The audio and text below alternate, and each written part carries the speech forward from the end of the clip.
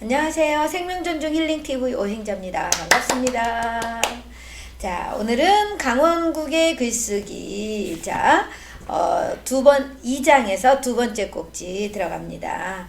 자, 이제는 조금 창의적인 쪽에, 우리가 글을, 남과 다른 글을 어떻게 쓸지에 대해 관점을 가지고 가봅니다. 자, 아는 게 없으면 보는 것으로 쓴다라는 꼭지예요. 자, 아는 게 없으면 보는 것으로 쓴다.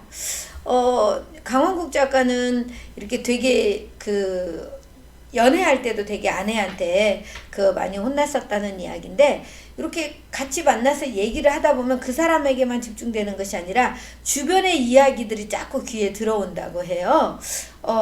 그래서 되게 주변을 관찰하는 것에 되게 익숙한 그런 분인 것 같아요. 그래서 자, 글쓰기를 공부를 하면서 이제 우리 강원국 작가가 만난 책이 두 권이 있다고 합니다. 생각의 탄생하고 인지니어스, 생각의 탄생과 인지니어스라는 책인데요. 이제 생각의 탄생 같은 경우는 13가지의 생각 도구를 이야기해주고, 인지니어스는 11가지의 생각법을 이야기해준다 그래요. 결국은 글 쓰는 방법에 가깝다. 저도 생각의 탄생 책이 집에 있는 것 같은데 제대로 안 본 것 같아요. 좀 관심 갖고 봐야겠다라는 생각을 하는데 요즘 봐야 될 책이 너무 많습니다. 자, 그래서 근데 중요한 거는 그 책이 두 권 다 강조하는 공통점, 관찰이라고 이야기를 하는 거죠. 관찰. 그래서 작가는 얘기합니다. 글쓰기에는 3관이 필요하다. 3관.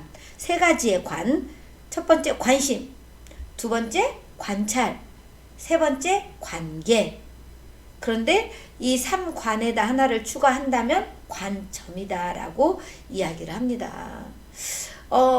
우리가 관심을 갖지 않으면 사실은 보이지가 않잖아요. 그래서 결국은 관심이 관찰을 하게 만들고 결국은 관점을 만든다라고 이야기를 해요. 저는 관심을 갖는다는 것, 저는 그게 사랑이라고 표현을 하거든요. 아, 저 사람이 뭘 좋아하는지, 어떤 생각을 하고 있는지 늘 궁금해하고 관심을 갖는 것, 사랑이거든요. 사랑하지 않으면 관심 없어요. 그래서 우리는 늘 사랑해야 돼요. 사람도 사랑해야 되고, 자연도 사랑해야 되고, 사물도 사랑해야 되고, 책도 사랑해야 되고, 모든 걸 사랑할 때, 그때 제대로 우리가 관찰을 할 수가 있다는 얘기죠. 그런데 우리가 늘 이렇게 관찰을 하는데요. 관심을 가지고 관찰을 하는데, 가끔은 관심을 또 끊을 필요도 있다는 거죠.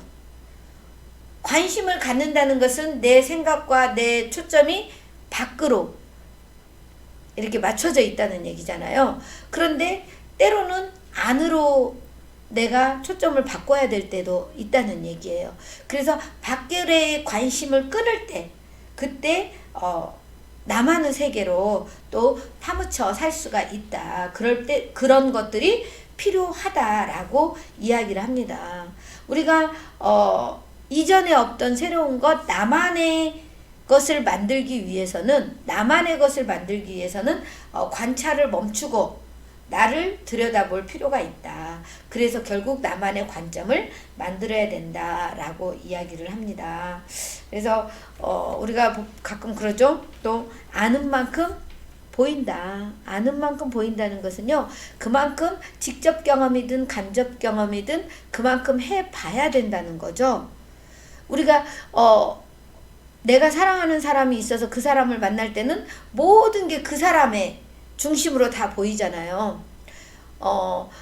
우리 강원국 작가도 어느 날 유공이라는 회사에 면접을 보고 나오니까 모든 세상에 유공이 막 천지더라는 얘기죠. 그거 보고 이제 컬러베이스 효과라고 하는데요.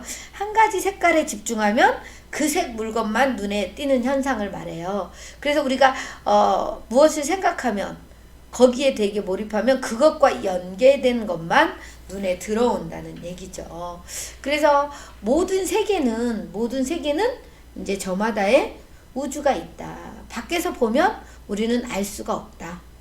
그 안에 들어가 본 사람만이 엄청난 사실과 그 흥미진진한 이야기가 있다는 것을 알 수 있다라고 얘기를 합니다. 저도 그런 생각해요. 우리가 경험해 보고 나면 알잖아요. 그 느낌을 알기 때문에 가끔 그런 표현 하죠. 느낌 아니까 라는 표현 하는데 아파보고 느껴보고 경험해보고 하면은 훨씬 더 쉽게 이해할 수가 있어요. 아는 만큼 보인다.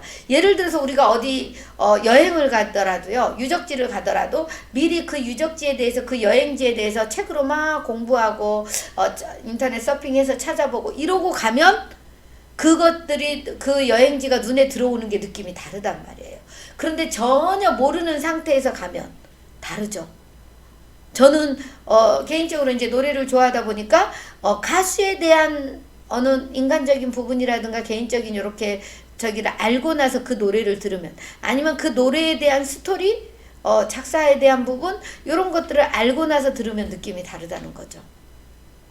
그래서 우리는 아는 만큼 보인다. 그래서 늘 우리가 건강에만 관심을 가지면 건강에 관련된 거 다 보이죠. 돈에 관심 있는 사람은 돈에 관련된 돈 버는 거에 대해서는 되게 잘 보이는 거예요.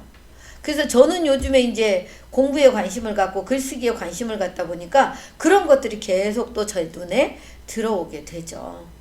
그래서 우리가 이제 때로는 그 남들 말에 현혹되지 않고 자기만의 방식으로 보려고 노력하는 것도 또 필요하다라고 이야기를 합니다. 그것이 책이건 뉴스건 사물이건 사람이건 보면 볼수록 더 궁금해지고 파면 팔수록 더 깊이가 느껴지는 그런 또 다른 세상이 있다고 합니다. 전 되게 공감해요. 공부에 대한 부분도 제가 요즘에 고전 쪽을 조금 공부를 하다 보니까 그 고전에 대해서 알면 알수록 자꾸 그 안으로 파고 들어가는 그 깊이로 빠져드는 그런 느낌이 있어요. 그래서 막 되게 요즘 공부에 되게 마음이 많이 가고 있습니다. 그래서 우리가 들여다본 지점까지가 내 세상이다 라고 이야기를 해요. 들여다본 지점까지가 내 세상이다. 그래서 우리가 글 쓸 그런 글감은 어마무시하게 많다는 얘기죠. 글 쓸 얘기가 없어요. 글감이 없어요 라고 말하는 것은 말이 안 된다는 얘기예요. 그래서 우리가 관찰한 만큼 보이고 보인 만큼 쓸 수 있다. 관찰은 고유한 느낌과 독창적인 생각을 만드는 출발점이다 라고 이야기를 합니다. 그래서 우리가 글을 쓰기 위해서 해야 되는 것 아는 게 없으면 보는 것으로 쓴다. 본다는 것은 늘 관심을 가지고 관찰을 하고 나만의 관점을 갖는 거고 그리고 관계도 중요하다. 관계가 예를 들어서 사물과의 관계든 관계는 내가 써보고 만져보고 또 이야기해보고 요런 것들이 그러면서 나만이 느끼는 그런 것들이 있어야 글에 깊이도 있고 뭔가 진실함도 있고 가볍지 않다는 얘기일 것 같아요. 자, 그래서 관찰에도 단계가 있다고 얘기합니다. 관찰에도 단계가 있다. 여러분들 글감 찾는 것 그럴 때 관찰 중요하죠. 저도 요즘에 책을 보다 보면 어느 한 부분 딱 봤을 때 느낌이 오면 그 느낌을 가지고 때로는 글을 써봐요. 제가 요즘 공부와 행복 이렇게 관심을 갖고 있다 보니까 예를 들어서 정약용 선생님은 어떻게 공부를 했는지 제가 오늘 블로그를 쓰면서도 이제 정약용 선생님이 되게 유배가 있을 때 되게 힘들 때에 공부를 했기 때문에 그걸로 견뎌낼 수 있었다는 걸 알 수 있었거든요. 그런 내용들을 가지고 또 블로그도 써보고 저도 요즘에 1일 1블로그를 써보려고 노력을 하고 있습니다. 일단은 뭐 내가 관심 있고 해야 된다고 생각하면 계속 도전해보고 이렇게 해보게 되는 것 같아요. 자, 관찰에도 단계가 있다. 이 관찰은 우리가 글감을 찾는 데 되게 중요하겠죠. 자, 1단계. 자, 관찰에서 1단계는 눈에 보이는 것을 있는 그대로 보고 글을 옮겨보는 것이다 라고 얘기합니다. 이른바 묘사다 라고 말하는데요. 어떠한 일화나 에피소드나 이런 것들을 있는 그대로 이렇게 써보는 거죠. 그래서 이제 저는 그 생어라 이회수 작가가 생어라는 표현을 하더라고요. 오감을 통해서 그 보고 듣고 맛보고 냄새 맡고 느낀 이런 그런 것들을 그대로 이렇게 표현해 보는 것 되게 공감이 됐어요. 그래서 우리가 내가 보는 대로 예를 들어 바람이 부는 것, 초록 그 자작나무가 바람에 흔들리는 것 이러면서 왠지 뭔가 속삭이는 느낌 이런 것들을 그대로 이렇게 적어보라는 얘기 같아요. 그래서 눈에 보이는 것을 있는 그대로 보고 글로 옮겨보는 것이다. 두 번째는 2단계는 느낌을 말하는 단계다. 감상을 쓰는 것이다. 라고 얘기합니다.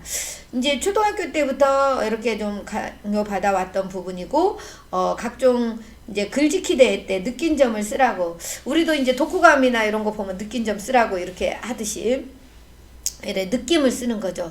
그런데 사람들이요, 느낌을 잘 못 알아차려요. 생각과 느낌을 구분할 줄 알아야 되거든요. 우리가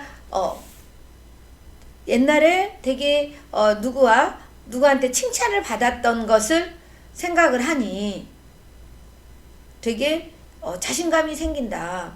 이렇게 좀 표현할 수 있거든요. 그런데 뭐 좋았던 것 같아요. 아니면은 그 생각을 또 막 얘기하는 경우 있어요. 그래서 느낌, 시방 느낌은요, 행복하다, 즐겁다, 신난다, 뭐 슬프다, 화난다, 다양하게 우울하다, 뭐 다양하게 느낄 수 있죠. 그런 느낌들, 그 느낌이 어디에서 왔는지, 이러이러한 생각을 하다 보니 이런 느낌이 들었다. 그래서 나는 앞으로 어떻게 하고 싶다. 이런 식으로 조금 연결이 지어질 수도 있을 것 같아요. 제 생각에 느낌, 제가 이제 강의하면서도 이렇게 소그룹 수업할 때 시방 느낌을 잘 묻거든요. 그러면은 기대된다, 뭐 설레인다, 궁금하다, 뭐 다양하게 얘기가 나올 수 있죠. 되게 뿌듯하다 이렇게. 그래서 2단계는 느낌을 말하는 단계다. 3단계는 분석적으로 관찰하는 단계다라고 얘기합니다. 이 분석적으로 관찰한다는 것은 이제 보고서나 이런 칼럼 같은 거 쓸 때 이 분석적으로 한다는 것은 되게 어떤 느낌이냐면 이제 논리적이어야 된다는 생각이 들어요. 제 기준에서. 되게 저는 이 논리적인 부분에 되게 약하거든요. 제가. 그런데 이런 부분들. 시각과 관점, 해석, 그리고 해법을 쓴다. 이런 거 제가 되게 어려워해요. 그런데 어쨌든 3단계는 분석적으로 관찰하는 단계다. 4단계는 내 주관과 기준으로 시시비비를 가리고 비판하는 단계다. 제가 어려워하는 부분이에요. 3단계, 4단계. 되게 어려워요. 그런데 우리는 가끔 그런 얘기 하잖아요. 조금 삐딱하게 관찰하고 통념에 휘둘리지 않아야 된다라고 얘기하죠. 보통 이렇게 토론을 하든 이야기를 하다 보면 뭐 좋은 것만 막 말할 때 있잖아요. 그런데 우리가 그 예외 상황, 좋지 않은 상황도 생각을 할 필요가 있다는 거죠. 그랬을 때 우리가 좀 더 준비를 잘 할 수 있지 않을까. 그래서 글 쓰는 것도 시시비비를 가리고 비판하는 단계, 이런 것들이 필요하다는 얘기죠. 그래야 나는 뭐가 마음에 안 들고 이런 부분들은 이렇게 해야 된다고 생각을 하기 때문에 나는 이런 것들을 주장한다 라고 말할 수 있는 거 아닌가라는 생각이 들어요. 자, 그래서 4단계는 주관과 기준으로 시시비비를 가리고 비판하는 단계다. 5단계, 나를 보는 것이다. 이런 건 제가 잘해요. 나를 보는 거는. 양심과 정의감은 여기서 나온다는 거죠. 양심과 정의감은 나를 보는 것에서 나온다는 얘기예요. 나를 객관적으로 볼 수 있는 사람은 양심이 있다. 그래서 저는 제가 꾸준히 하고 있는 게 감사일기 쓰는 거하고 셀프 토크, 뭐 속상한 일이 있던 어떤 일이던, 요즘에는 제가 이제 늘 나를 계속 자극을 하죠. 셀프 사랑하는 행자야, 너 지금 이러고 있을 때가 아니지. 지금 네가 조금이라도 나태해지면 안 되잖아. 지금 이 코로나19로 인해서 가장 어려운 시기에 네가 어떻게 준비하고 어떻게 견뎌내느냐에 따라서 네 미래는 달라질 수 있지라고 계속 이제 저와 대화하는 거. 이건 제가 되게 잘해요. 나를 보는 것이다. 그래서 세상을 사랑하는 사람은 정의로운 사회를 꿈꾸고 이를 위해 행동한다. 정의를 바로 세우기 위해 글을 쓴다. 라고 이야기를 합니다. 마지막은 없던 세계를 창조하는 단계다. 보이는 것의 그 너머를 보는 것이다. 라고 얘기하네요. 보이는 것의 그 너머를 보는 것. 보통 사람들은 딱 눈에 보이는 것만 봅니다. 그러다 보니까 우리가 되게 이해타산을 하게 되고 눈에 보이는 것만 이렇게 계산을 하니까, 근데 지금 내가 당장 손해를 보더라도 조금 멀리 보고 그 너머에를 보면 지금 손해본다는 생각을 또 안 할 수도 있죠. 그래서 없던 세계를 창조하는 단계는 보이는 것, 그 너머를 보는 것이다. 이제 우리가 몸 아니면은 어떠한 우리가 먹는 것 뭐 이런 욕구들은 이렇게 눈에 보이지만 우리의 존재에 대한 부분으로 가면, 마음에 대한 부분으로 가면 사실은 보이지 않잖아요. 그렇기 때문에 그 부분도 같이 봐야 된다. 그래서 이렇게 얘기합니다. 시인 장석주는 대추 하나리란 시에서 대추를 이렇게 바라보았다. 저게 저절로 붉어질 리 없다. 저 안에 태풍 몇 개, 저 안에 천둥 몇 개, 저 안에 벼락 몇 개. 영안으로 대추를 본 것이다. 지금 빨간 대추에 천둥이 보이고 아니면은 태풍이 보이고 이러지 않잖아요. 그런데 그렇게 봤다는 얘기죠. 그렇게 보면 정말 우리는 다 하나로 연결되어 있다는 걸 느끼고요. 정말 귀하지 않은 게 없고 소중하지 않은 게 없어요. 그래서 우리가 늘 관심, 관찰, 관계, 관점 이런 것들이 중요하다는 이야기가 합니다. 그래서 우리가 보는 방법이 다양하다. 파고들 것이냐, 되새길 것이냐, 크게 볼 거냐, 꼬리물기를 할 거냐, 합해 볼 거냐, 넓혀 볼 거냐, 맺어 볼 거냐, 나눠 볼 거냐, 견져 볼 거냐, 해볼 거냐. 이 보는 것도 다양하다는 이야기죠. 그래서 우리가 이게 이제 창조라는 얘기죠. 창의력이라는 얘기잖아요. 그래서 오늘 지금 하고 있는 이야기들이 되게 창의력을 키우는 데 도움이 되는 것 같아요. 아는 게 없으면 보는 것으로 쓴다.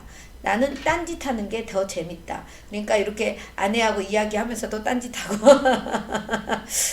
그런 것들 되게 재밌다는 얘긴데요. 아마 되게 창의적인 분인 것 같아요. 우리 강원국 작가님은. 그래서 오늘 이 시간에도 여러분 어떠셨나요? 되게 저는 좋았어요. 관심, 관찰, 관계, 관점. 3관이라고 그랬는데 4가지죠. 그 다음에 우리가 그 중에서 가장 중요한 거는 관찰. 그리고 관계도 중요하고, 그런 관찰을 통해서 나만의 관점을 만들기도 하고, 그것의 시작은 관심에서 시작을 한다라는 이야기였습니다. 여러분, 우리가 창의적으로 어떠한 다른 사람과 다른 글을 쓰기 위해서 또 늘 관심을 가지고 관찰하고 나만의 관점을 만들고 관계를 맺고 이런 것들이 꼭 중요하다는 생각을 합니다. 여러분, 오늘도 도움이 많이 되셨나요? 저는 이렇게 이야기하면서 맞아 저도 혼자 또 이렇게 생각을 합니다. 제가 책을 다 읽고 또 이렇게 또 방송하기 전에 또 한번 보고 그러는데 제가 말해보는 걸로 느낌이 또 달라진다는 거죠. 그래서 내가 직접 말해보고 글로 써보고 생각해보고 표현해보고 이래야 내 것이 된다는 생각이 드네요. 여러분, 오늘도 강원국의 글쓰기로 여러분들의 창의적인 글쓰기에 큰 도움이 되기를 바라면서 구독, 좋아요, 알림, 댓글로 응원해 주시고요.